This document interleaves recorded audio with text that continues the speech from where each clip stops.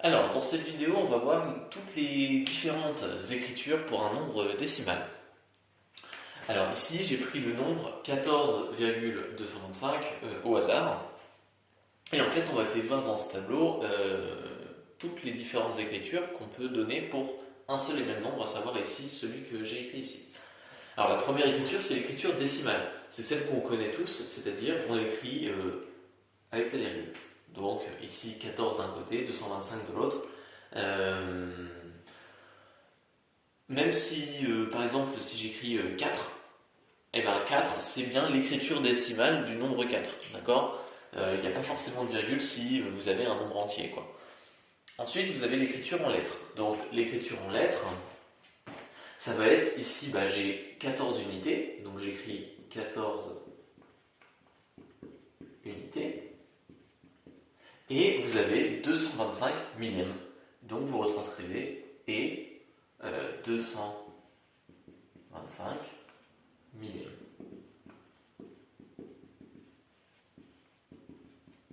Alors attention, millième prend un S puisque millième est un nom commun. Donc il s'accorde avec le 225 qui représente une quantité supérieure à 1, donc ça va être au pluriel, quoi. Fraction décimale.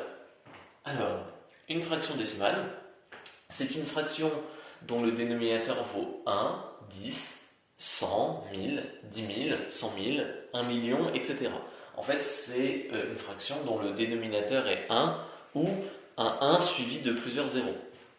Donc ici, comment écrire mon nombre comme une fraction décimale? Alors déjà là, je fais le trait de fraction. La première chose que je vais regarder, c'est le dénominateur. Ici, j'ai 3 chiffres après la virgule. Ça veut dire que dans mon dénominateur, je dois avoir 3 zéros. Et le nombre avec un 1 et 3 zéros derrière, c'est 1000. Donc, mon dénominateur sera 1000. Ensuite, pour avoir le numérateur, je réécris la totalité du nombre sans la virgule. Donc ici, 14 225. Et là, j'ai bien écrit mon nombre du haut comme une fraction décimale.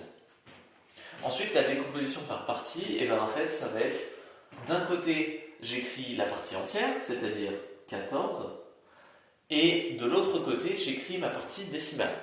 Et ensuite, je fais l'addition des deux. Donc, du coup, c'est-à-dire qu'entre les deux, je vais mettre un plus. Attention, la partie décimale de 14,225, ce n'est pas 225. Attention à ça. Il faut qu'il y ait la virgule dans votre partie décimale.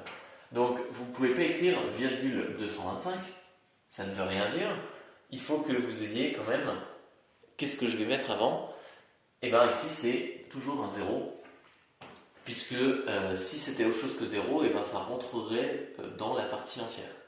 Donc, à chaque fois, c'est votre partie entière, plus 0, virgule, et ce qui suit après la virgule. Et ça, quand on fait le calcul, on a bien égalité avec le nombre que j'ai écrit en haut.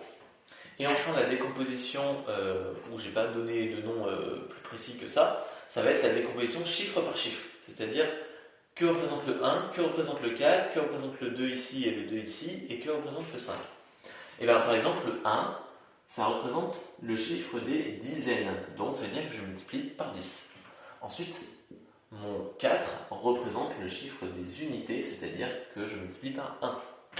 Ensuite, le 2, ça représente le chiffre des dixièmes. Et donc, du coup, je multiplie par 1 dixième.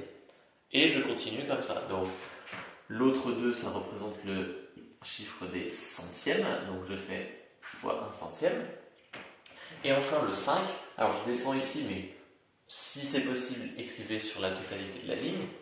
Mon 5 représente mon chiffre des millièmes, et donc 5 fois 1 millième. Hop, je vais mettre un point. Là, ici, quand je fais ce calcul-là, alors j'ai bien égalité avec mon nombre qui est ici au-dessus.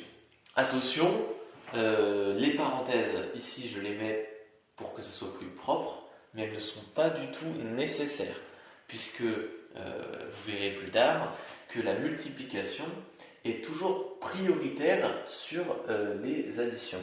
C'est-à-dire que dans tous les cas, tous ces calculs entre parenthèses qui sont là, je les aurais fait quoi qu'il arrive avant de faire les additions.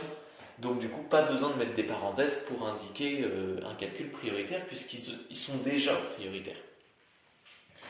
Donc, Ce tableau, il fonctionne pour tous les nombres, peu importe l'écriture décimale que vous avez ici au-dessus, vous pouvez faire les 4 différentes écritures en suivant les étapes que j'ai énoncées ici dans cet exemple qui est plus précis.